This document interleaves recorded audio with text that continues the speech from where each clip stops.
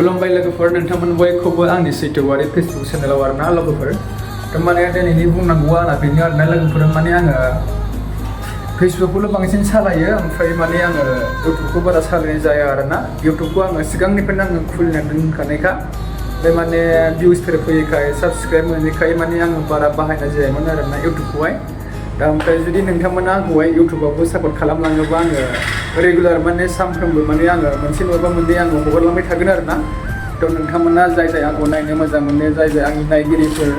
नोंथांमोन बयखौबो आङो गुरै खावलायहरबाय माने नोंथांमोना आंखौ सापर्ट खालामलांबानो जाबाय आरोना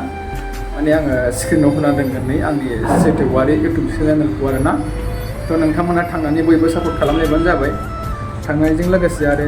मोनफा मोननै भिडिअ हगारनाय दङ मोजां मोनदोंबा लाइक खालामना फैबानो जाबाय आरोना लोगोफोर थ' लोगोफोर आंनि बुंनांगौआ एसेनोसै माने आं बांद्राय मोजांबो खालामनो रोंखाया आङो रोंनायालाय अब्लाबो माने आङो खालामनो बिराद गोसो जायो आरोना भिडिअफोरखौहाय ओरैनो खामानि मावनायजों लोगोसे भिडिअफ्राव माने आं एसे इन्टारेस्ट दं आरोना दंनायालाय थ' नोंथांमोना थांनानै